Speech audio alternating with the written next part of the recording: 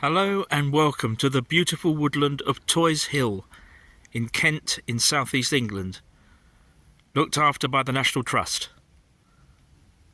Let's go and take a wander through nature.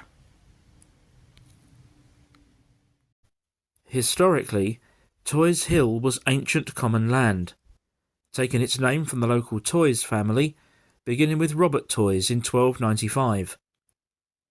However, the area will also always be associated with this lady, Octavia Hill, the 19th and early 20th century social reformer and one of the original founders of the National Trust. Toys Hill was one of the locations that inspired her in that regard. On this walk, we'll only be taking in a small part of the beautiful Toys Hill woodland, but it's an area teeming with wildlife. The site is located high up on the Greensand Ridge, near the village of Braisted, not far from the major Kent town of Sevenoaks. There's a lovely big blackberry patch here, and as you may be able to see, the bees seem very happy with it. And of course at this time of the year, late July, you can see the flowers on the brambles, and where in the fullness of time there will be the blackberries. Bracken is at its best at this time of the year. It grows fast throughout the spring and summer, adding an air of mystery to the forest floor and increasing the magic of the woodland. In the autumn, this is a great place to look for fungus, but even now in July, there are those that you can find. Many people in England will remember the hurricane that swept across the south in the early hours of the 16th of October 1987.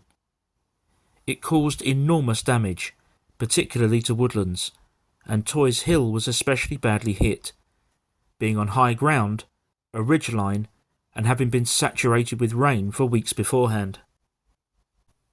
However, this did create a scientific opportunity, and whilst many of the trees had to be cleared away and their wood used for furniture and other products, around a quarter were left to rot. This has led to an increase in the number of insects and fungi, to levels that are actually higher than those seen before the hurricane. Around 50 acres of Toys Hill was left completely alone, so that scientific monitoring could take place of how nature responds in the wake of such devastation. Many of the fallen trees have not died, but have instead sent up what are called perpendicular leaders along their lateral lengths. When compared to the trees that have come down naturally in later years, those that fell in the hurricane still remain very easy to spot. The root of this one, for example, is now completely covered in moss, and the crater that would have been left behind has completely filled in. There's even a new tree growing up from within it. As you walk around Toys Hill, it's noticeable just how many of the trees are quite young, having seeded and grown up since the 1987 hurricane. But here and there, particularly on some of the older specimens, you'll find scientific tags like this one, where the tree has been marked and recorded for observation. Bit of a surprise here among these brambles.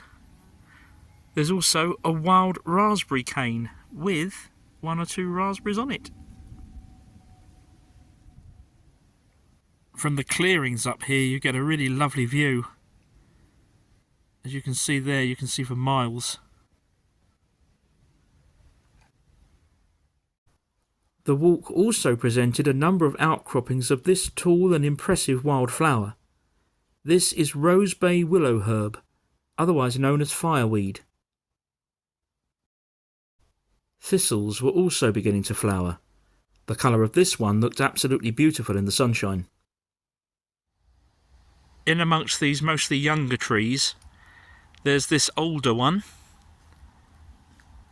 and as you can see there, a bird box has been put up on it. You can of course wander wherever you like through the woodland up here at Toys Hill, but there are marked tracks as well, and occasionally you come across the odd marker post, like this one, which shows the various trails and their suitability. I don't know if you can see it, but if we look carefully, flitting about just in front of us is a dragonfly. Here he comes. Going back and forth across the path there. In fact, I think there might be two of them.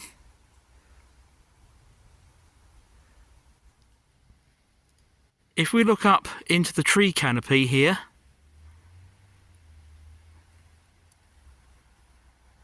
and if you look very, very carefully around the centre of the picture, there's a bird's nest. I've always loved woodlands, and there's no doubt that Toys Hill is a very special place. It goes to prove what can be done with preservation and conservation, and by leaving nature to recover from major events on her own. I hope you've enjoyed this brief look at what has actually been just one small part of Toys Hill, but I'm sure you'll agree it's a really beautiful woodland. Please subscribe to the channel if you haven't already done so. Thank you very much indeed for being with me today, and I'll see you again very soon.